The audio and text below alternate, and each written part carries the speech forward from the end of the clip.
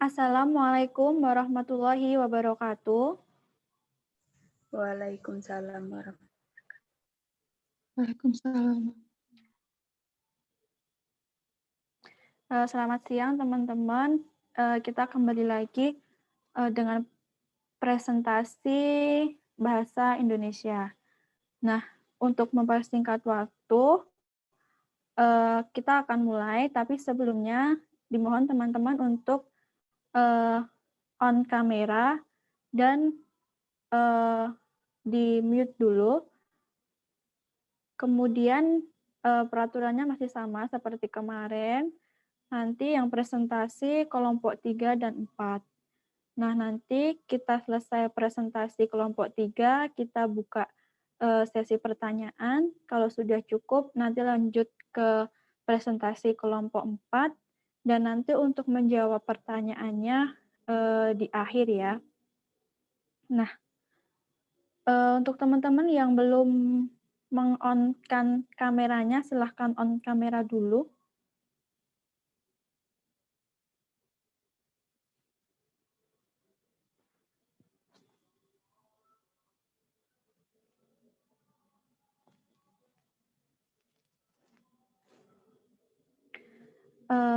Baik teman-teman, langsung saja kita mulai ya.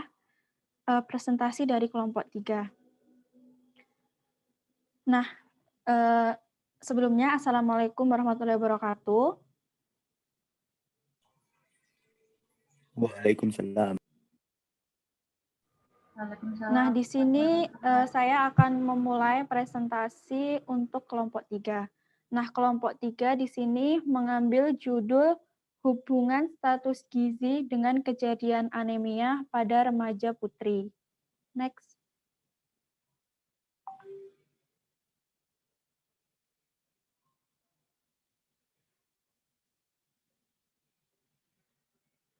Nah, untuk latar belakang, masalah gizi yang biasa dialami remaja salah satunya adalah anemia. Anemia adalah keadaan di mana kadar hemoglobin atau Hb lebih rendah dari nilai normal, yang ditandai dengan lesu, pusing, mata berkunang-kunang, dan wajah pucat, sehingga dapat menyebabkan menurunnya aktivitas dan prestasi belajar karena kurangnya konsentrasi. Silahkan next.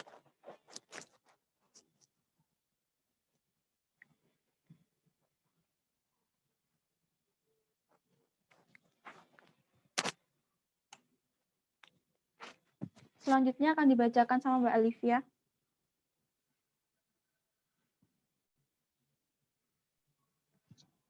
Kasus jurnal. Penelitian dilakukan di SMP Negeri 9 Semarang dengan desain penelitian cross-seksional. Subjek 90 remaja putri yang dipilih secara konsekutif sampling. Kadar hemoglobin diukur menggunakan metode cyanmethemoglobin, pengukuran berat badan dengan menggunakan timbangan injak digital, dan tinggi badan menggunakan mikrotoys. Asupan protein, zat besi, vitamin C, vitamin B12, dan folat sebagai variabel perancu diperoleh dengan metode semi-food frequency questionnaire atau FFQ. Kemudian dihitung dengan Nutrisoft. Analisis bivarat menggunakan uji chi-square. Kemudian dilanjutkan analisis multivariat dengan uji regresi logistik. Lanjut.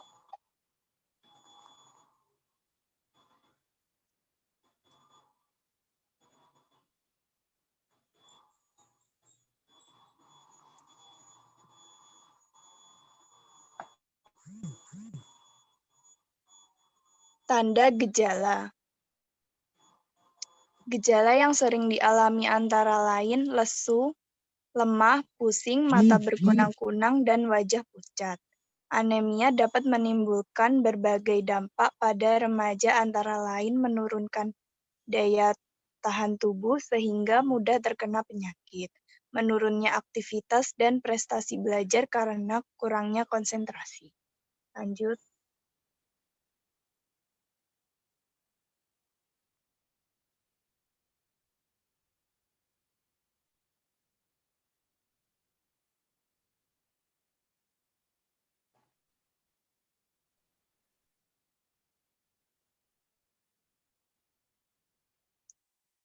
Penyebab anemia pada remaja.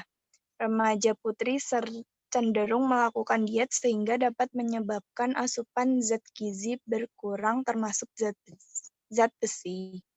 2. Adanya siklus menstruasi setiap bulan yang menyebabkan remaja putri mudah terkena anemia defisiensi besi. 3. Anemia bisa juga disebabkan karena kekurangan zat gizi yang berperan dalam penyerapan besi seperti protein dan vitamin C. 4.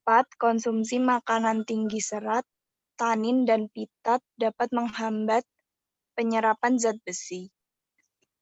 Yang terakhir, faktor lain yang dapat mempengaruhi terjadinya anemia gizi besi antara lain pola haid, pengetahuan tentang anemia, dan status gizi. Anemia defisiensi vitamin B12 dan folat juga terjadi. Selanjutnya akan dibacakan oleh Hasna.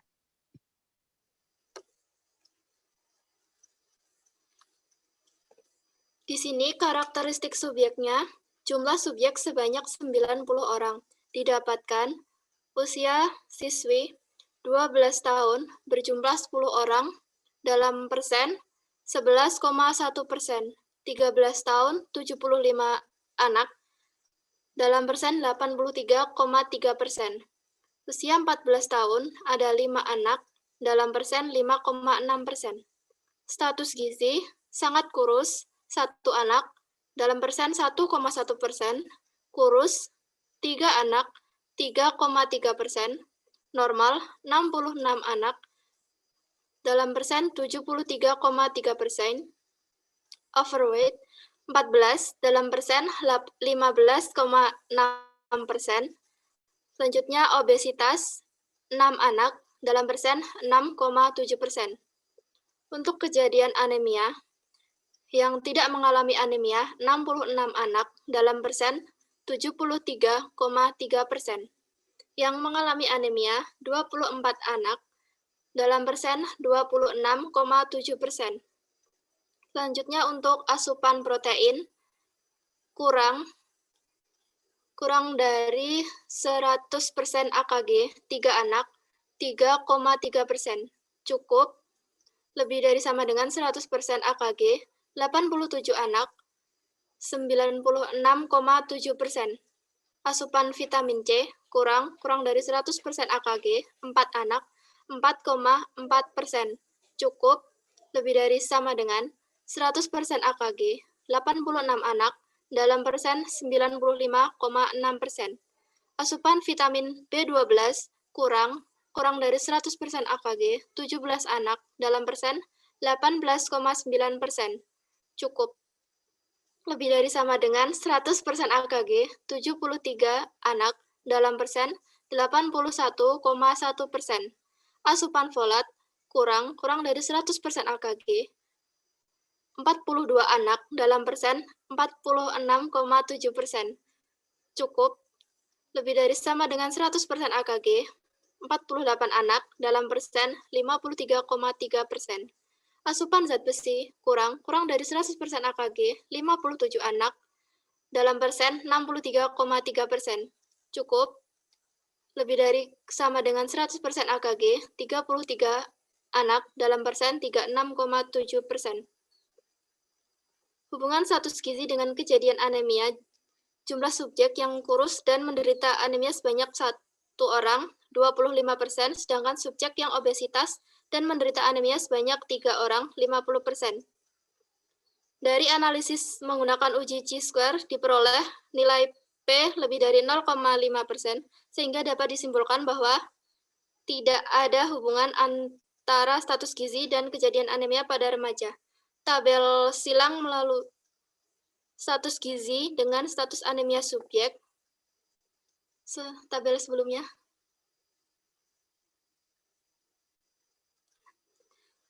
Status gizi untuk kurus yang tidak mengalami anemia 3 orang dalam persen 75%, yang mengalami anemia 1 orang dalam persen 25%, total 4 orang dalam 100%, p-value-nya 0,289.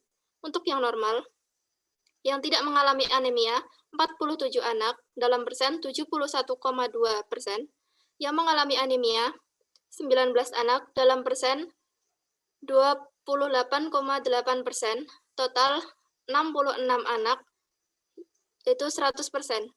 Overweight, 13 anak tidak mengalami anemia dalam persen 92,8%, yang mengalami anemia 1 anak dalam persen 77,2%. Total 14, yaitu 100%. Yang obesitas, 3 anak tidak mengalami anemia, 50%, mengalami anemia 3 anak dalam persen 50%, total 6 anak 100%. Total keseluruhan 90 anak, yaitu 100%-nya. Next. Selanjutnya akan dibacakan oleh Mbak Floren. Baik, di sini saya akan membacakan tabel 3, tabel silang asupan zat gizi dengan anemia. Nah, anemia ini dibedakan menjadi 2, tidak anemia dan anemia. Nah, yang pertama asupan protein. Asupan protein ini dibedakan menjadi 2 kategori, kurang dan cukup. Untuk kategori kurang yang tidak anemia terdapat 1 orang dengan persentase 33,3%. Kemudian yang anemia terdapat 2 orang dengan persentase 66,7%. Totalnya 3 orang dengan persentase 100%. Untuk kategori cukup yang tidak anemia terdapat 65 orang dengan persentase 74,7%. Kemudian yang anemia terdapat 22 orang dengan persentase 25,3%. Totalnya 87 orang dengan persentase 100%. Jumlah keseluruhannya yaitu 90 orang dengan p-value 0,11. Yang kedua, asupan zat besi. Asupan zat besi ini dibedakan menjadi 2 kategori, kurang dan cukup. Untuk kategori kurang yang tidak anemia terdapat 34 orang dengan persentase 59,6%. Kemudian yang anemia terdapat 23 orang dengan persentase 40,4%. Totalnya 57 orang dengan persentase 100%. Untuk kategori cukup yang tidak anemia terdapat 32 orang dengan persentase 97%. Kemudian yang anemia terdapat 1 orang dengan persentase 30%. Totalnya 33 orang dengan persentase 100%. Jumlah keseluruhan 90 orang dengan p-value 0,00. Yang ketiga, asupan vitamin C. Asupan vitamin C ini dibedakan menjadi 2 kategori, kurang dan cukup. Untuk kategori kurang yang tidak anemia terdapat 3 orang dengan persentase 75%. Kemudian yang anemia terdapat 1 orang dengan persentase 25%. Totalnya 4 orang dengan persentase 100%. Untuk kategori cukup yang tidak anemia terdapat 63 orang dengan persentase 73,3%. Kemudian yang anemia terdapat 23 orang dengan persentase 26,7%. Totalnya 86 orang dengan persentase 100%. Jumlah keseluruhannya yaitu 90 orang dengan p-value 0,939. Untuk asupan vitamin B1 dibedakan menjadi 2 kategori, kurang dan cukup. Untuk kategori kurang yang tidak anemia terdapat 10 orang dengan persentase 58,8%. Kemudian yang anemia terdapat 7 orang dengan persentase 41,2%. Totalnya 17 orang dengan persentase 100%. Untuk kategori cukup yang tidak anemia terdapat 56 orang dengan persentase 76,7%. Kemudian yang anemia terdapat 17 orang dengan persentase 23,3%. Totalnya 73 orang dengan persentase 100%. Jumlah keseluruhan 90 orang dengan p-value 0,133. Yang terakhir yaitu asupan folat. Asupan folat ini dibedakan menjadi 2 kategori, kurang dan cukup. Untuk kategori kurang yang tidak anemia terdapat 25 orang dengan persentase 59,5%. Kemudian yang anemia terdapat 17 orang dengan persentase 40,5%. Totalnya 42 orang dengan persentase 100%. Untuk kategori cukup yang tidak anemia terdapat 41 orang dengan persentase 85,4%. Kemudian yang anemia terdapat 7 orang dengan persentase 14,6%. Totalnya 48 orang dengan persentase 100%. Jumlah keseluruhannya yaitu 90 orang dengan p-value 0,006. Nah, selanjutnya dilanjutkan oleh Mbak Elva. Di sini saya akan membacakan label 4, analisis multivarian regresi logistik. Yang pertama, variabel asupan protein dengan koefisien 1,168 dengan p-value sebesar 0,366, kemudian ODDS ratio dengan interval kepercayaan sebesar 50% adalah 3,217 dengan interval antara 0,256 sampai 40,48. Yang kedua, variabel asupan zat besi dengan koefisien 2,789 dengan p-value sebesar 0,11, kemudian OODS ratio dengan interval kepercayaan sebesar 95% adalah 16,259 dengan interval antara 1,912 sampai 138,29. Yang ketiga, variabel asupan vitamin B12 dengan koefisien 0,473 dengan value sebesar 0,458, kemudian ODDS ratio dengan interval kepercayaan sebesar 95% adalah 3,217 dengan interval antara 1,605 sampai 5,60. Yang keempat, variabel asupan folat dengan koefisien 0,35 dengan p-value sebesar 0,615, kemudian ODDS ratio dengan interval kepercayaan sebesar 95% adalah 1,357 dengan interval antara 0,413 sampai 4,45. Selanjutnya akan dibacakan oleh Mbak Isna. Baik, kemudian kita masuk ke bab 4, yaitu penutup, ada kesimpulan. Kesimpulan, sebagian besar siswi termasuk dalam status gizi normal, yaitu sebanyak 66 orang atau dalam persen 73,3%, tetapi ada 1 orang siswi atau 1,1% yang masuk dalam kategori sangat kurus, 3 orang atau 3,3% kurus, 14 orang atau 15,6% overweight, dan 6 orang obesitas atau 6,7%. Jumlah siswi yang mengalami anemia sebanyak 24 orang atau 26,7%. Tidak ada hubungan bermakna antara status gizi dan kejadian anemia pada remaja putri.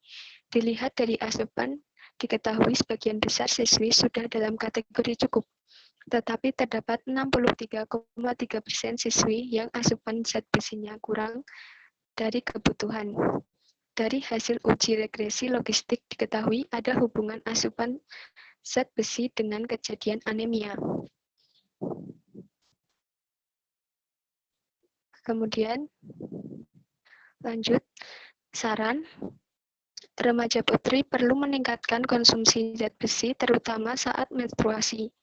Bagi remaja putri yang memiliki status gizi kurus dan overweight, perlu menjaga status gizinya menjadi normal dengan mencukupi asupan zat besi, baik kuantitas maupun kualitasnya.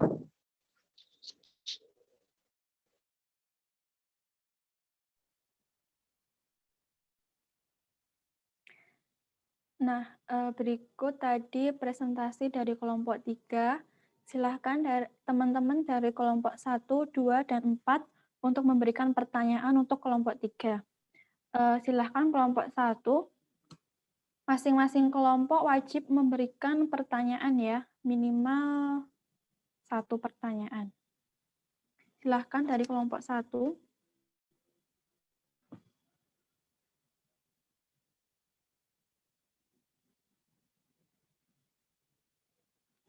Kelompok 2, kelompok 4. Yang ingin bertanya langsung. Kelompok 2 ingin bertanya. Silakan. Ya, boleh. Kelompok 2, silahkan. Mengapa pelan-pelan ya, Mas? Ya. Bacanya mengapa kekurangan asupan gizi khususnya zat besi dapat menyebabkan anemia?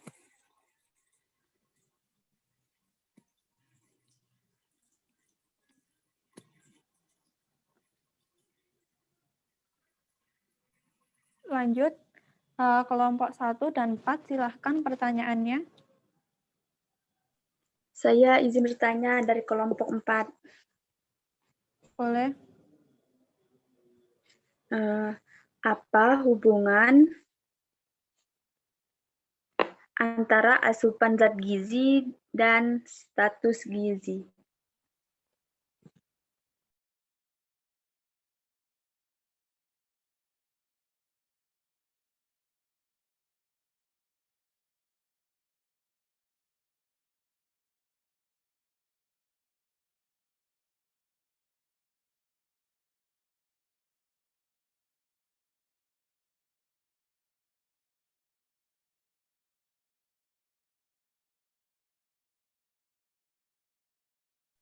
Sudah ditulis kelompok 3, pertanyaan dari kelompok 4?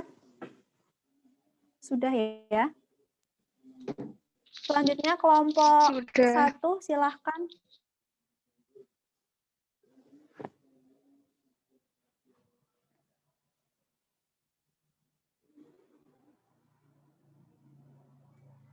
Kelompok 1 silahkan. Atau kelompok 2 dan 4 kalau ingin bertanya lagi boleh, silahkan.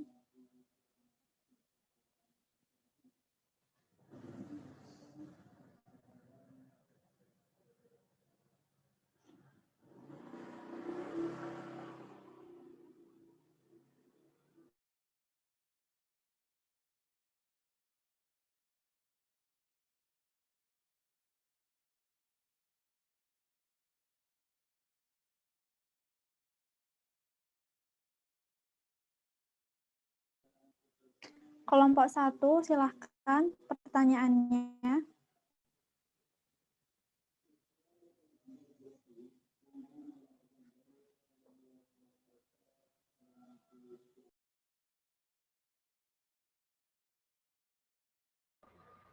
Izin bertanya dari kelompok 1. Silahkan. Pertanyaan saya adalah, apakah ada perbedaan antara AKG perempuan dan laki-laki? Dijelaskan ya, Mbak. Terima kasih. Iya. Ada lagi yang ingin ditanyakan?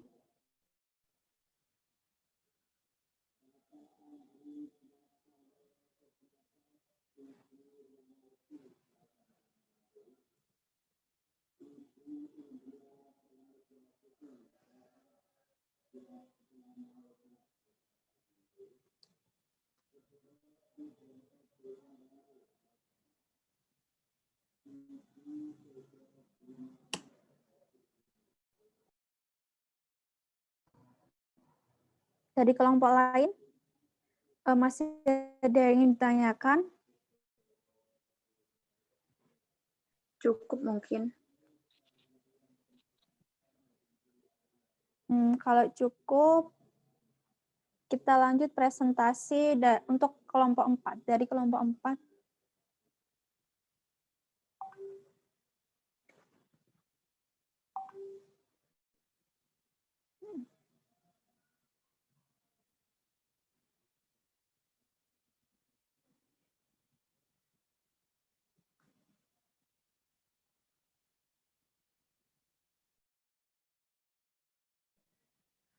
Kita lanjut ya untuk presentasi dari kelompok 4. Boleh di share screen PPT-nya untuk kelompok 4. Sudah saya screen PPT-nya. Oh, sudah.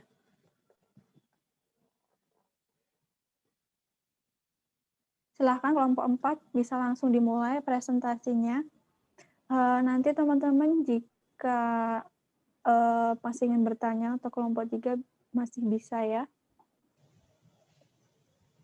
Untuk kelompok 3, silahkan kelompok 4. Chat, ada yang bertanya? Kolom chat.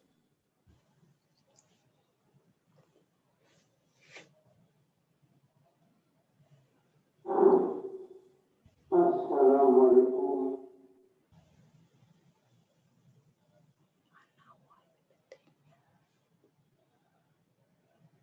Lanjut.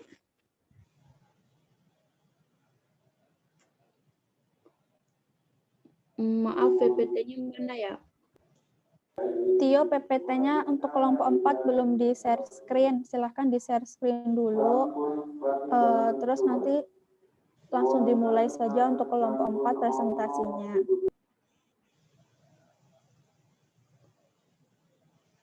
Mana udah keluar belum? Sudah. Assalamualaikum warahmatullahi wabarakatuh. Perkenalkan, saya Sulastri Andri dari kelompok 4. Hari ini kami akan mempresentasikan tentang hubungan hepatitis B dengan kejadian karsinoma hepatoseluler. Kita langsung saja ke pemateri yang pertama, yaitu Hikmah Pertiwi. Silahkan Mbak Hikmah. Baik, terima kasih. Baik, di sini saya akan menjelaskan tentang hubungan hepatitis B dengan kejadian karsinoma hepatoseluler. Yang pertama, landasan teori. 1. Hati. Anatomi hati, organ yang paling besar di dalam tubuh, warnanya coklat dan beratnya 1.500 gram. Letaknya di bagian atas dalam rongga abdomen sebelah kanan bawah diafragma. Hefar terletak di kuadran kanan atas abdomen, di bawah diafragma dan terlindungi oleh tulang rusuk atau costae, sehingga dalam keadaan normal atau hepar yang tidak sehat tidak teraba. Hati menerima darah teroksigenasi dari arteri hepatika dan darah yang tidak teroksigenasi tetapi kaya akan nutrien vena porta hepatica. Lanjut slide-nya.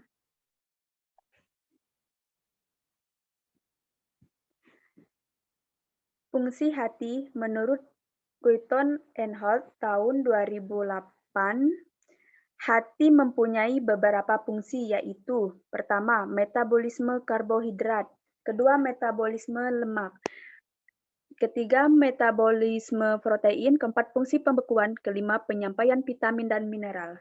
Lanjut. 2. Hepatitis B. Definisi hepatitis B. Hepatitis B merupakan penyakit infeksi pada jaringan hati yang disebabkan oleh virus yang berasal dari famili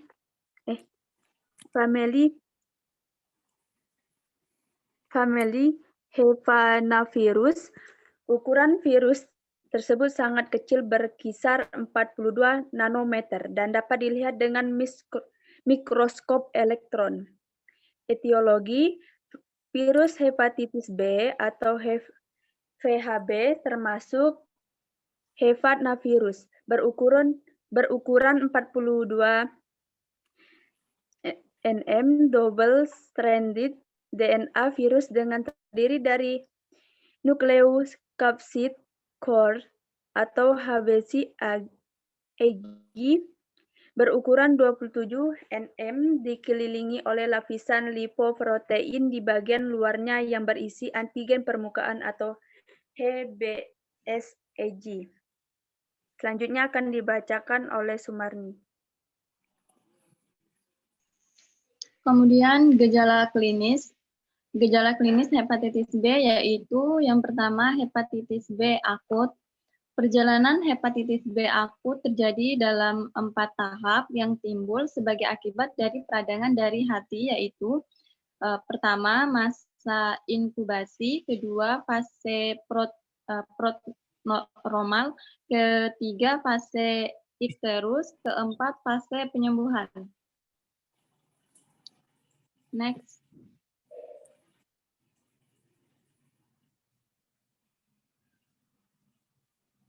Kedua, hepatitis B kronik. Hepatitis B kronik didefinisikan sebagai peradangan hati yang berlanjut lebih dari 6 bulan sejak timbul keluhan dan gejala penyakit. Perjalanan hepatitis B kronik dibagi menjadi 3, yaitu fase imunotoleransi, kedua fase imunoaktif, ketiga fase residual. Next.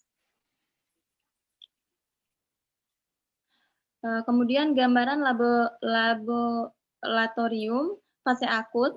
Pada pasien hepatitis B akut akan ditemukan peningkatan ALT yang lebih besar dibandingkan dengan peningkatan AST dengan kadar ALT 20-50 kali dari normal. Ditemukan pula anti-IgM, anti-HBC di dalam darah selain HBsAg, HBeAg, dan DNA FHB atau Sulaiman 2012. Fase kronik. Pada pasien hepatitis B kronik akan ditemukan peningkatan ALT sekitar 10-20 kali batas atas nilai normal atau BANN dengan ratio deritis atau ALT AST sekitar 1 atau lebih. Di samping itu, IgM anti-HBC juga negatif. Diagnosis hepatitis B kronik dapat dipastikan dengan pemeriksaan patologi anatomi. Dengan pemeriksaan fibrotes, selanjutnya akan dibacakan oleh Ferin.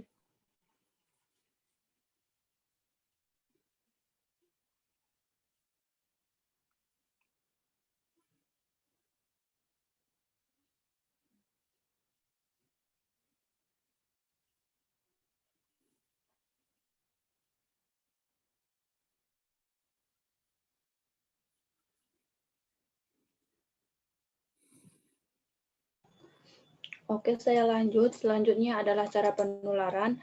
Bagian tubuh yang memungkinkan terjadinya penularan HBV antara lain darah dan produksi darah, air ludah, cairan cerebrospinal, peritoneal, pleural, cairan perikardial dan sinovial, cairan amniotik, semen, cairan vagina, cairan bagian tubuh lainnya yang berisi darah, organ dan jaringan tubuh yang terlepas.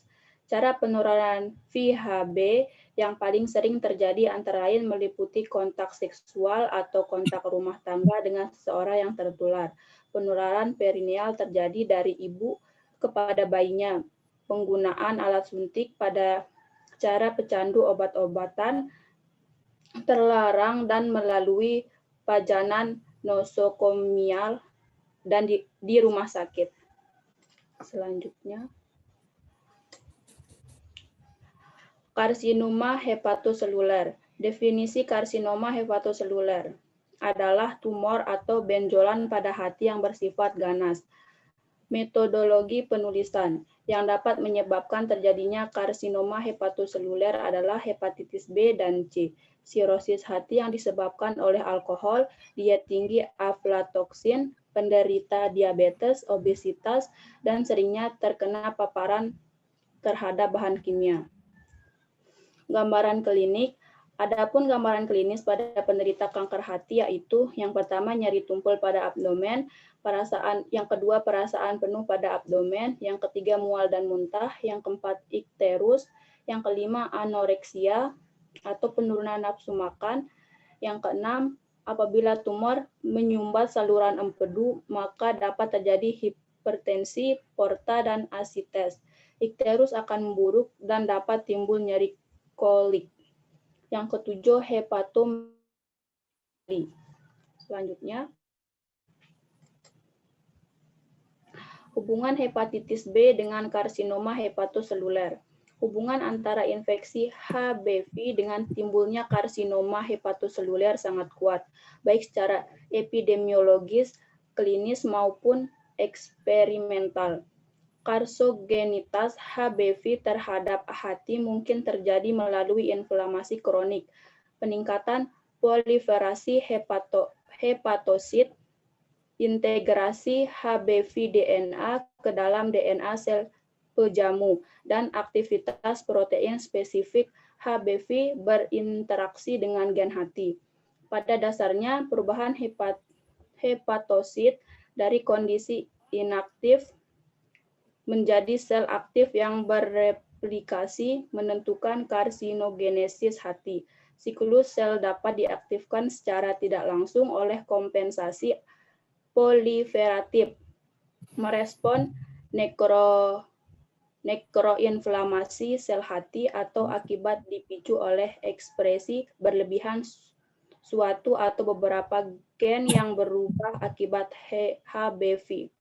Proses terjadinya kanker hati pada infeksi virus hepatitis B ada 3 tahap, yaitu inisiasi, promosi, dan progresi.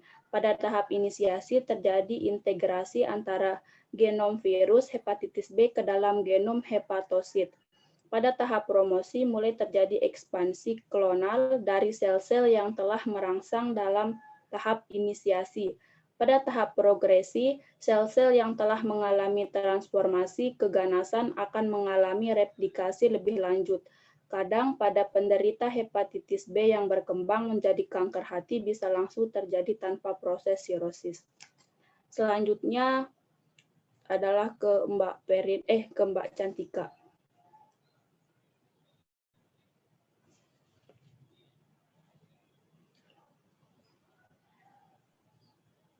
Kayaknya Cantikanya nggak ada jaringan, saya lanjut ya.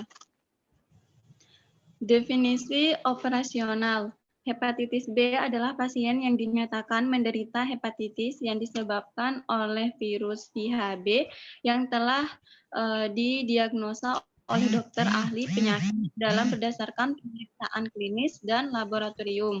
Hasil ukurnya dinyatakan dalam ya atau tidak. Skala ukurnya adalah skala nominal. Karsinoma hepatoselular adalah pasien yang dinyatakan menderita karsinoma hepatoselular yang telah didiagnosa oleh dokter ahli penyakit dalam berdasarkan klinis dan pemeriksaan laboratorium. Hasil ukurnya dinyatakan dalamnya atau tidak. Skala ukurnya adalah skala nominal. Next.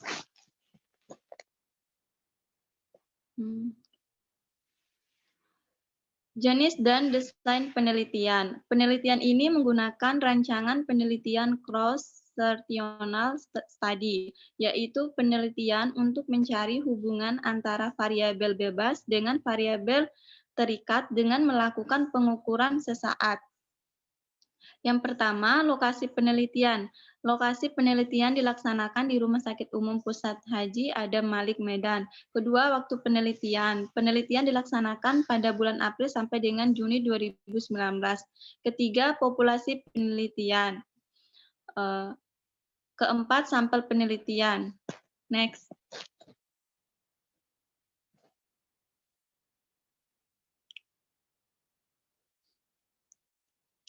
Kemudian teknik pengambilan sampel. Penelitian ini menggunakan teknik non-probability accidental sampling. Pengambilan sampel dengan menggunakan kasus atau responden yang kebetulan ada atau tersedia.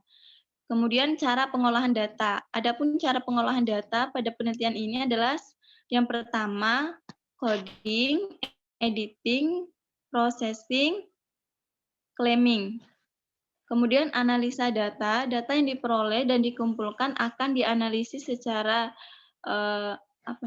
bivariat. Metode statistis yang digunakan untuk menganalisis data ini adalah uji chi-square untuk mengetahui hubungan hepatitis B dengan karsinoma hepatoseluler. Jika nilai kurang dari 0,05 maka terdapat hubungan yang bermakna. Kemudian jika nilai P lebih dari 0,05 0,5, maka tidak ada hubungan yang bermakna. Next.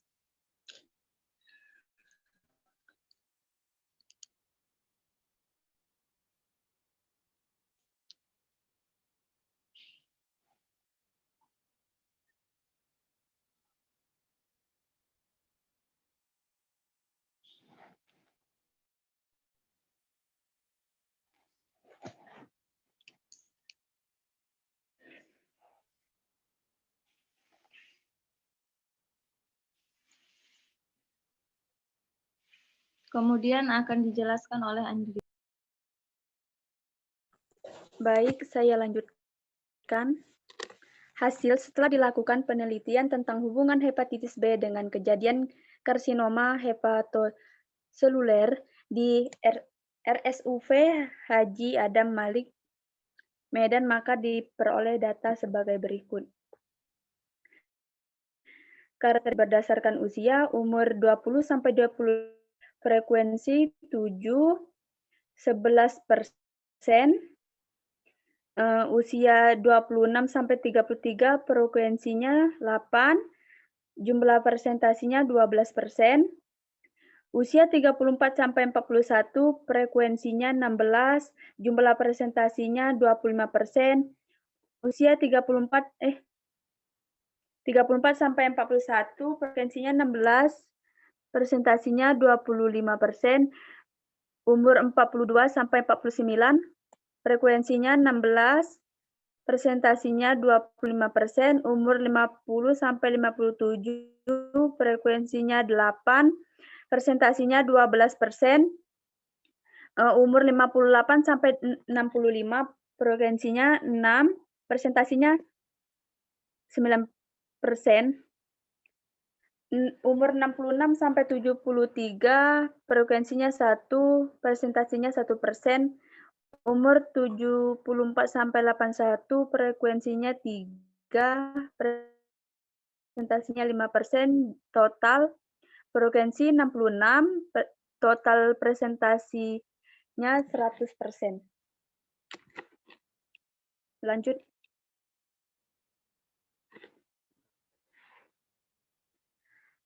Hasil pengumpulan data yang didapatkan untuk karakteristik berdasarkan usia, bahwa usia 20 tahun adalah usia termuda dan usia 80 tahun adalah usia tertua. Interval usia dengan prevalensi tertinggi adalah 34-40 tahun dan 42-49 tahun masing-masing sebanyak 25%. Distribusi jenis kelamin laki-laki, jumlah frekuensinya 47, jumlah presentasinya 72%. Jenis kelamin perempuan, frekuensinya 18, jumlah presentasinya 28%. Jadi total frekuensinya 65, jumlah presentasinya 100%. Lanjut. Hasil penelitian yang didapatkan dari karakteristik berdasarkan jenis kelamin bahwa laki-laki sebanyak 47 penderita atau 72% dan perempuan sebanyak 18 penderita atau 28%. Hal ini berarti bahwa laki lebih banyak dari pembahasan berdasarkan penelitian hasil observasi data rekam medik terhadap 66 sampel pada penderita hepatitis B dan karsinoma hepatoseluler di RSUP Haji Adam Malik, Medan, didapatkan pasien paling termuda adalah 20 tahun dan usia tertua berumur 80 tahun. Pada rentang umur 34-40 tahun dan 42-45 merupakan prevalensi tertinggi yaitu 25%. Hal ini dapat dijelaskan antara lain karena di wilayah dengan angka kekerapan tinggi, infeksi HPV sebagai salah satu penyebab terpenting HCC banyak ditularkan pada masa perinatal atau masa kanak-kanak. Kemudian terjadi HCC sesudah 2-3 dasawarsa. Dalam penelitian ini Ditemukan jumlah penderita perempuan lebih sedikit yaitu 28% dan laki-laki sebesar 72%. Menurut Sulaiman, kasus HCC laki-laki jauh lebih banyak atau 2-4 kali lipat. Daripada kasus HCC perempuan disebabkan laki-laki lebih mudah terpajan oleh timbulnya tumor dan virus. Selanjutnya akan disampaikan oleh Andrini.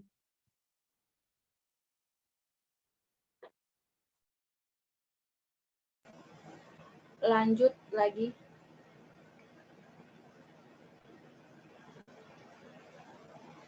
Lanjut, Tio.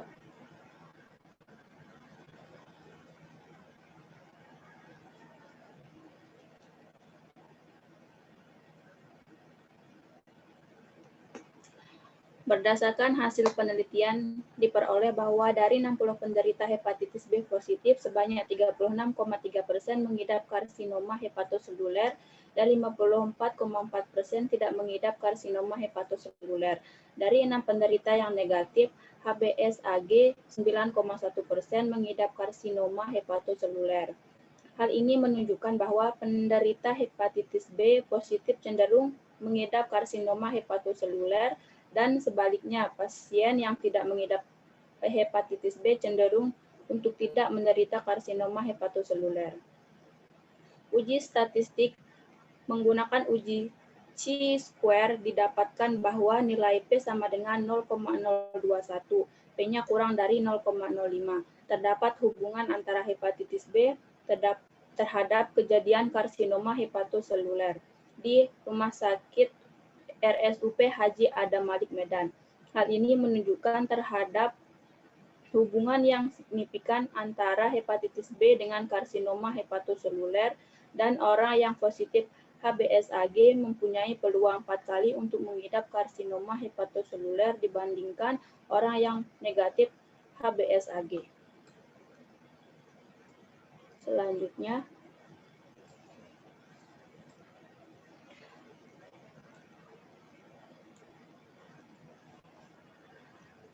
lanjut, Tio.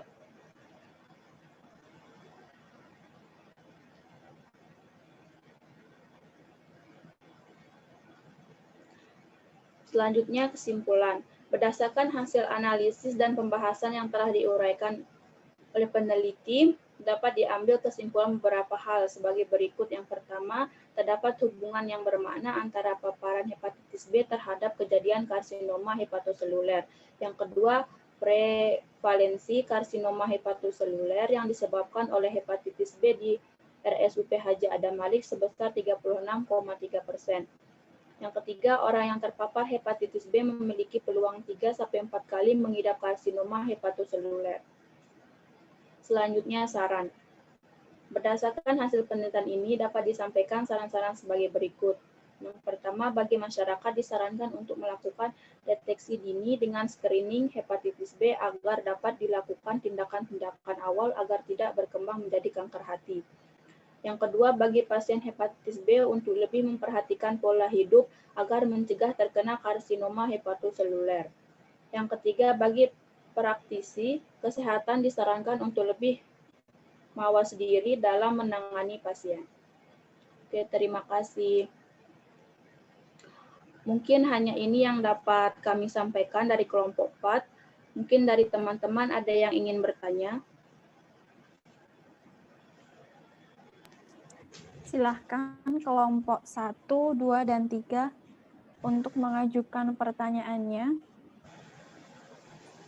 Kelompok 2 ingin bertanya.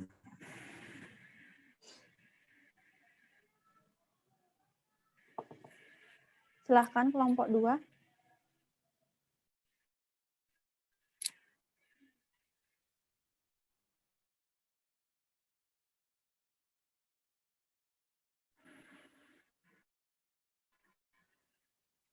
Izin bertanya.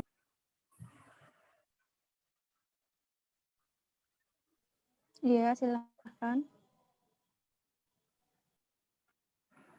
Bagaimana cara agar kita tidak tertular penyakit hepatitis B? Karena dapat diketahui hepatitis B sangat mudah penularannya.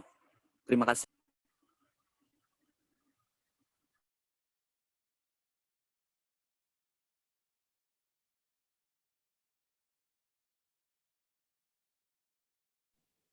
sudah jelas kelompok 4 dengan pertanyaan dari kelompok 2? Sudah. Silahkan kelompok 1 dan 3 untuk mengajukan pertanyaannya. Dari kelompok 3 izin bertanya.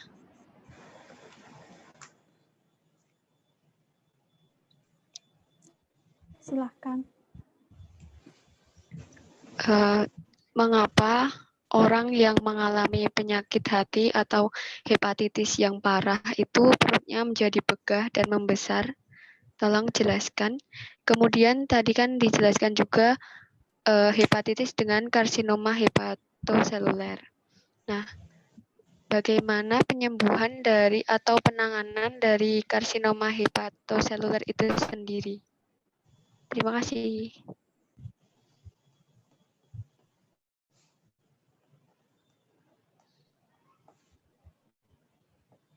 Apakah sudah jelas kelompok 4 dengan pertanyaan kelompok 3?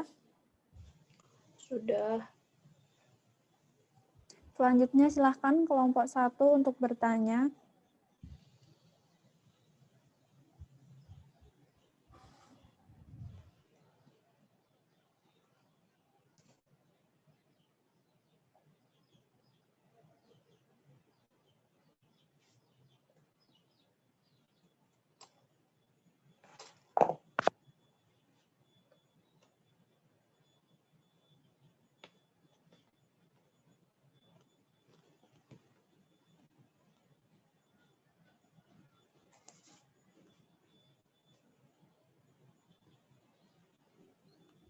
Kelompok 1, silahkan pertanyaannya untuk kelompok 4. Izin bertanya dari kelompok 1.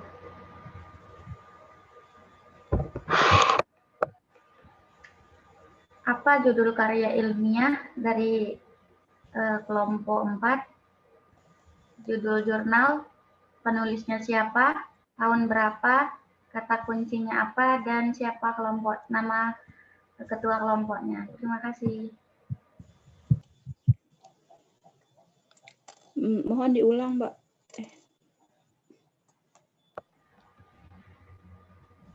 Apa judul karya ilmiahnya, terus judul jurnalnya, penulisnya siapa, tahun berapa, kata kuncinya apa, dan nama ketua kelompoknya siapa.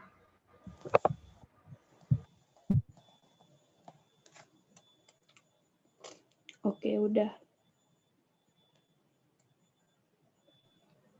Udah cukup pertanyaannya untuk kelompok 4 dari teman-teman yang lain.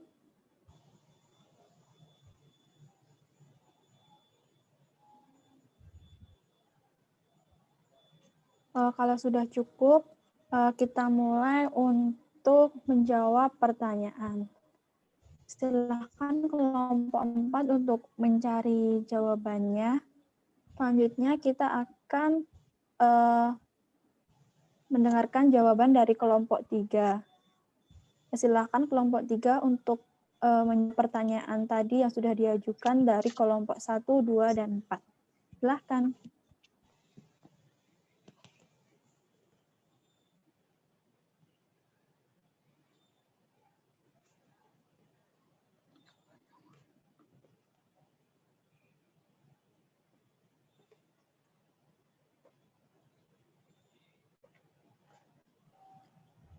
Silahkan kelompok 3 menjawab pertanyaan.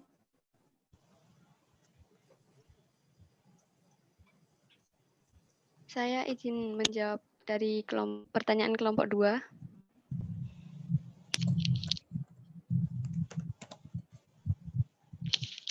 Bisa didengar? Bisa, silahkan. Tadi kan pertanyaannya, mengapa kekurangan asupan gizi, khususnya zat besi, dapat menyebabkan anemia? Itu karena zat gizi, terutama zat besi, berfungsi sebagai pembentuk hemoglobin atau sel darah merah dalam tubuh kita. Sedangkan anemia merupakan penyakit kekurangan darah merah sehingga menyebabkan transport oksigen ke seluruh tubuh kita menjadi terganggu. Jadi, kalau kita kekurangan zat besi, maka akan menyebabkan anemia atau kekurangan darah merah, karena darah merah itu dibentuk oleh zat besi. Seperti itu.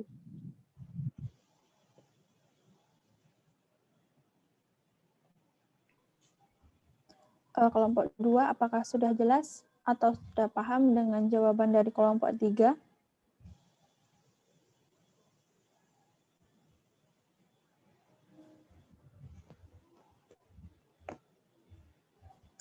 Kita anggap sudah jelas ya. Silakan lanjut untuk menjawab pertanyaannya. Saya akan menjawab pertanyaan dari kelompok 4. Apa hubungan antara asupan zat gizi dan status gizi? Status gizi merupakan keadaan tubuh sebagai akibat antara konsumsi, penyerapan, dan penggunaan zat-zat gizi atau keadaan fisiologi akibat dari tersedianya zat gizi dalam tubuh.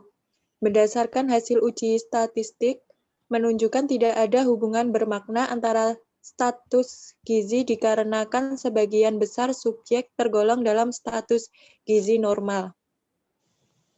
Status gizi berdasarkan indikator IMT/U lebih dipengaruhi asupan zat gizi makro, karbohidrat, lemak, protein. Karbohidrat, lemak, protein merupakan zat gizi penyuplai energi terbesar bagi tubuh. Asupan energi kurang dari kebutuhan dalam jangka waktu tertentu akan menyebabkan terjadinya penurunan status gizi. Bila asupan energi seimbang akan membantu memelihara status gizi normal, dan jika asupan energi berlebihan atau berkurangnya, pengeluaran energi berpotensi terjadinya kegemukan. Asupan zat gizi mikro tidak mempengaruhi status gizi berdasarkan IMT/U karena memiliki kandungan energi yang sedikit, dan jika terjadi kekurangan mungkin sudah berlangsung lama. Sekian.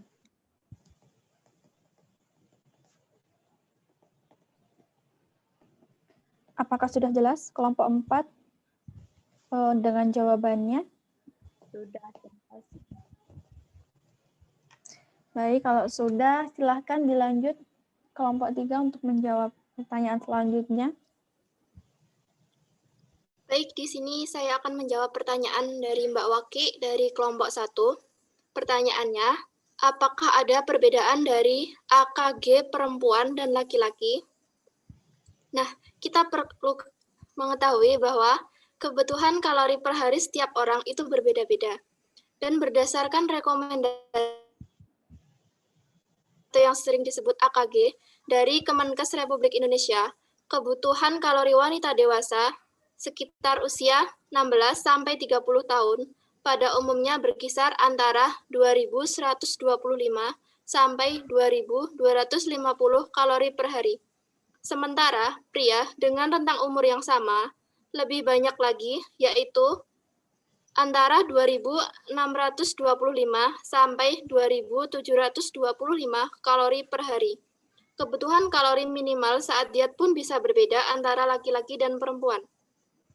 Kebutuhan kalori per hari laki-laki dan perempuan berbeda karena laki-laki umumnya akan memerlukan lebih banyak energi untuk beraktivitas. Meski ukuran dan berat badan pria tersebut sama dengan wanita, kenapa bisa terjadi seperti itu? Yang pertama, laki-laki umumnya memiliki lebih banyak massa otot dibanding perempuan. Massa otot yang lebih besar otomatis memerlukan lebih banyak energi untuk dapat berfungsi optimal. Selanjutnya yang kedua, sebagian besar laki-laki biasanya memiliki postur tubuh yang lebih tinggi dibanding perempuan. Nah, postur tubuh yang tinggi ini nyatanya juga berpengaruh terhadap kebutuhan kalori untuk laki-laki, sehingga mereka butuh lebih banyak kalori dibandingkan perempuan. Terima kasih. Apakah sudah jelas kelompok 1 dengan jawabannya? Sudah, terima kasih. Sama-sama. Selanjutnya, menjawab pertanyaan selanjutnya. Apa sudah cukup? Belum ya? Saya akan menjawab Silahkan. pertanyaan dari kelompok 1. Apa judul karya ilmiah, judul jurnal, penulis tahun, dan kata kunci? Judul karya ilmiah, hubungan status gizi dengan kejadian anemia pada remaja putri. Judul jurnal, Journal of Nutrition College. Penulis, Dea Indartanti Apoyina Kartini. Tahun 2014. Kata kunci, anemia, remaja, status gizi, dan asupan gizi. Sudah. Nanti boleh ditulis di kolom chat ya, Mbak. Ya.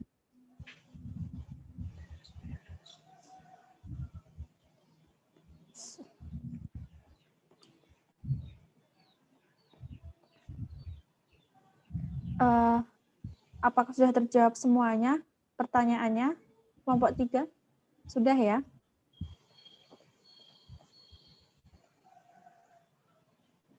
Selanjutnya kita lanjutkan untuk menjawab pertanyaan dari kelompok 4. Silahkan kelompok 4 untuk memberikan jawabannya. Baik, di sini saya akan menjawab pertanyaan dari Mas Rehan dari kelompok 2 ya. Nah, pertanyaan bagaimana cara kita agar tidak tertular dari penyakit hepatitis B, karena kan penyakit hepatitis B sangat mudah tertular. Jawabannya, yang pertama kita lakukan langkah-langkah, pastikan dulu bahwa kita tidak mengalami hepatitis B. Karena sebagian besar hepatitis B tidak menunjukkan gejala. Banyak orang yang sakit hepatitis B tapi tak menyadari dirinya sakit. Maka untuk itu, melakukan pemeriksaan darah untuk memastikan ada tidaknya virus hepatitis B di tubuh kita. Selanjutnya, yang kedua, lakukan vaksinasi. Tujuannya untuk vaksinasi kurang lebih sebanyak 3 kali. Yang ketiga, gunakan kondom saat hubungan seks. Keempat, hindari bertukar pisau cukur atau benda tajam lainnya. Karena virus hepatitis B menular melalui cairan tubuh, terutama darah, sebaiknya kita pasangkan menggunakan pisau cukur atau alat yang dapat menimbulkan luka berdarah yang berbeda. Kelima, motivasi pasangan kita untuk menjalani pengobatan dengan baik. Yang keenam, lakukan pemeriksaan screening hepatitis B secara berkala. Terima kasih. Apakah sudah puas dengan jawabannya, kelompok 2?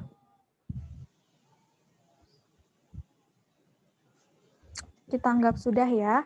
Selanjutnya, untuk menjawab pertanyaan selanjutnya, silahkan kelompok 4. Selanjutnya, saya akan menjawab pertanyaan dari kelompok 3. Mengapa orang yang mengalami hepatitis B perutnya membesar? Terus bagaimana penanganan karsinoma hepatoseluler? Yang pertama itu, mengapa orang yang mengalami hepatitis perutnya membesar? Karena pembesaran organ di rongga perut atau adanya massa yang membesar di rongga perut. Pada wanita dapat berkaitan dengan uterus, indung telur, limpa, usus, hati, atau disebabkan karena penumpukan cairan dalam rongga perut.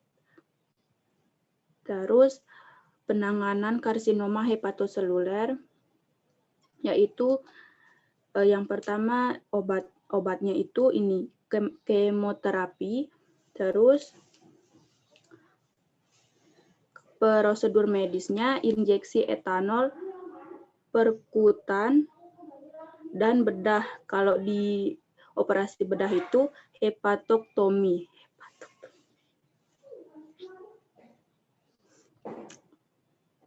Bagaimana Mbak, bisa diterima? Sudah, terima kasih. Ya, sama-sama. Silahkan untuk menjawab pertanyaan selanjutnya.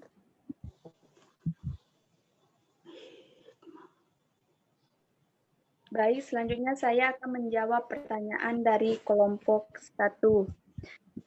Apa jurnal karya ilmiah, judul jurnal, siapa penulisnya, tahun berapa, dan apa kata kuncinya.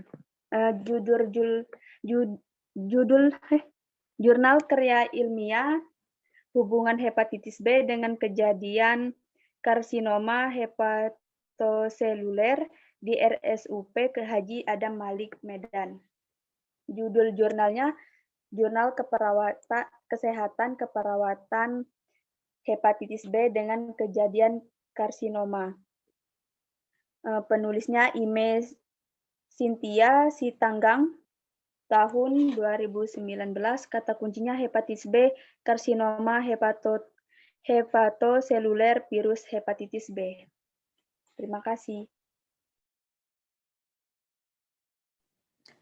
Nanti boleh ditulis di kolom chat ya, Mbak.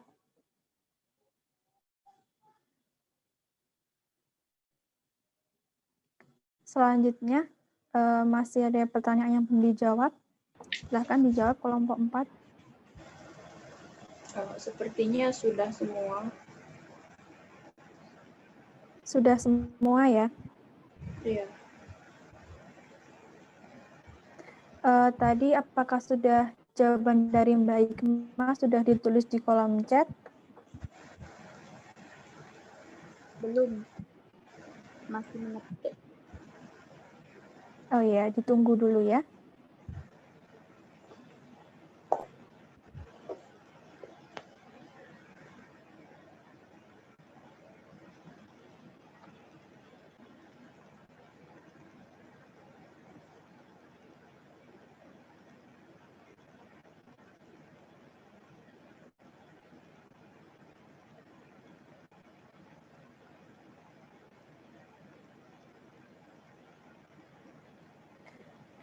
Sambil menunggu jawaban ditulis di kolom chat, apakah masih ada yang ditanyakan atau sudah cukup, teman-teman?